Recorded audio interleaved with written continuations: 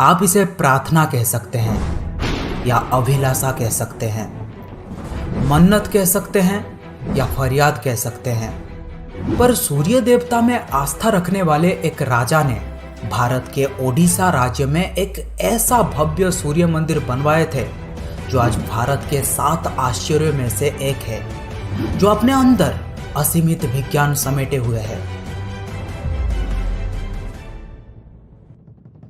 श्री भारतवर्ष, जिसे दुनिया कभी विश्व गुरु के नाम से भी जानती थी, उसी भारतवर्ष में एक महत्वपूर्ण राज्य है ओडिशा। प्राचीन काल में यह कलिंग के नाम से जाना जाता था। कलिंग के गंग साम्राज्य के राजा नांगुला नरसिंहदेव प्रथम मात्र 18 साल के उम्र में ही काकतीय साम्राज्य के सबसे शक्तिशाली राजा गणपति के साथ युद्ध लड़ने गए थे। करीब 3 साल तक नरसिंहदेव निरंतर युद्ध लड़ते रहे। युद्ध में गणपति को पराजित कर जब नरसिंहदेव बहुत सारे धन संपदा के साथ कलिंग लौटे, तब राजमहल में उनके भव्य स्वागत की आयोजन रखी गई थी। राजमाता कस्तूरी देवी पुत्र नरसिंहदेव की वीरता से अत्यंत प्रसन्न हुई और पुत्र के सम्मुख अपने भावनाओं को प्रकाशित करके कहा, तुम्हारे पिता शंखक्षेत्रपुरी में भगवान जगन्नाथ का भव्य मंदिर बनवाए हैं, पर मैं चाहती हूं तुम अर्क क्षेत्र कोणार्क में उससे भी भव्य और विशाल सूर्य मंदिर बनवाओ। नरसिंहदेव ने माता से पूछा, सूर्य मंदिर ही क्यों और कोणार्क में किस लिए? माता ने पुत्र के सवालों के जवाब में कहा कि द्वापर युग में भगवान श्री कृष्ण के पुत्र सांब बड़े ही सुंदर और सुकुमार थे। वे हमेशा नारद मुनि को परेशान कर देते थे। एक बार नारद जी ने उन्हें सबक सिखाने के लिए योजना की। नारद जी ने सांबों के सुंदर शरीर की तारीफ करते हुए उन्हें गोपियों के साथ जल क्रीड़ा करने को उकसाया। वहीं दूसरी तरफ भगवान श्री कृष्ण को जाकर कह दिया कि सांबो अपने मां समान गोपियों के साथ जल क्रीड़ा कर रहा है। ये बात सुनकर भगवान श्री कृष्ण अत्यंत क्रोधित हो उठे और तुरंत अपने बेटे सांब को श्राप देते हुए कहा कि जिस सुंदर शरीर के लिए तुम्हारा इतना गुरूर है वो अभी नष्ट हो जाएगा। सांब को कुष्ठ रोग हो जाता है। सांब राजमहल में लौट आते हैं और माता जम्मूमती को जब यह पता चलता है कि पिता श्री कृष्ण की श्राप की वजह से पुत्र की यह दुर्दशा हुई है, तो सभी रानियां क्रोधित हो जाती हैं। आखिर में नारद जी को बुलाया जाता है। नारद जी ने रोग निवारण का उपाय बाहर किया और कहा कि सूर्य की पहली किरण उड्र देश के कोण में पड़ता है, जो कोणार्क के नाम से जाना जाता है। सांब को अभी जाकर सूर्य देव की आराधना करनी होगी, तभी जाकर सांब इस श्राप से मुक्ति पा सकेंगे। बहुत ही लंबी और कठिन यात्रा के बाद सांबो कोणार्क के चंद्रभागा नदी के पास पहुंचे। अन्न जल त्याग कर 12 साल कठिन तपस्या करने के बाद सूर्यदेव प्रसन्न होकर प्रकट हुए और सांब को रोग मुक्त होने का वरदान दिया। स्नान के पश्चात जब सांबो नदी से बाहर आते हैं, तब वे रोग मुक्त हो चुके होते हैं और उनके हाथों में एक छोटा सा पत्थर होता है। उनके सुंदर और सुकुमार शरीर को देखकर सभी अनुचर और सेवक अत्यंत प्रसन्न थे। सांबो ने उस पत्थर को वहीं स्थापित करके एक छोटा सा मंदिर बनवाया। पर जब उन्हें पता चला कि सूर्य पूजा की विधि विधान यहाँ पर किसी को भी पता नहीं है, तब वे चिंतित हो गए और फिर से सूर्यदेव की ध्यान में बैठे। सूर्यदेव पुनर्प्रकट हुए और सांबो के पूछने पर बताए कि दूर पश्चिम के साक्य देश के मागा ब्राह्मण सूर्य पूजा की विधि विधान जानते हैं। ये बात सुनते ही सांबो साक्य देश की ओर निकल पड़े, जो आज का ईरान है। महीनों की लंबी यात्रा के बाद सांबो 18 मागा ब्राह्मण परिवारों को साथ लेकर कोणार्क लौटे और सूर्य मंदिर में पूजा शुरू हो जाती है। राजमाता कस्तूरी देवी नरसिंहदेव को बतलाते हैं कि विवाह के कई सालों तक जब मैं निसंतान थी, तब मैंने भी उस सूर्य मंदिर में पूजा अर्चना की और तुम मुझे पुत्र के रूप में प्राप्त हुए। माता की बात सुनकर नरसिंहदेव मां को कोणार्क में संसार का सबसे भव्य और विशाल सूर्य मंदिर बनवाने का वचन दिया।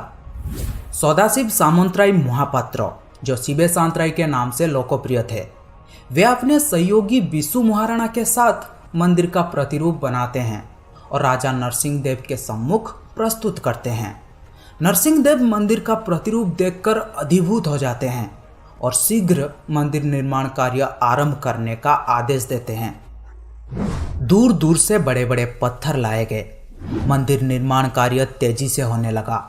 1200 कारीगरों ने मिलकर 12 साल में एक भव्य मंदिर बनवाए, पर लाख कोशिशों के बाद भी उस विशाल मंदिर के गुंबद पर एक कलश स्थापित नहीं हो पा रहा था, जो किसी चुंबकीय पदार्थ से बना हुआ था। वहीं दूसरी तरफ राजा नरसिंह देव ने आदेश दिया कि कल रात्रि काल तक अगर कलश स्थापित नहीं हुआ तो सभी कारीगरों के सर धड़ से अलग कर दिए जाएंगे।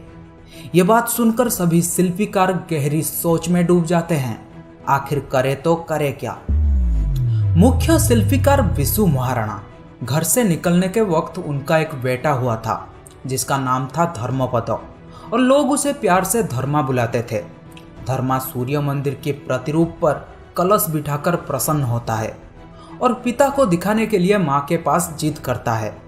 माँ अपने बागीचे के कुछ फल एक पोटली में बांध कर देती है और कहती हैं अपने कुत्ते बोड़िया को साथ लेकर कोणार्क जाओ। धर्मपद कोणार्क पहुंचता है। बोड़िया अपने मालिक को पहचान जाता है और उनसे जाकर लिपट जाता है।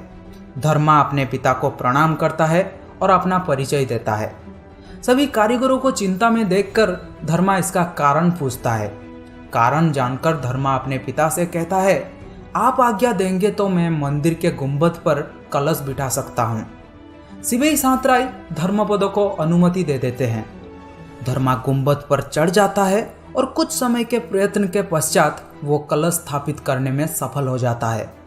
गुंबद पर कलश स्थापित होते ही सूर्यदेव की भव्य प्रतिमा चुंबक के प्रभाव से हवा में झूलने लगती है।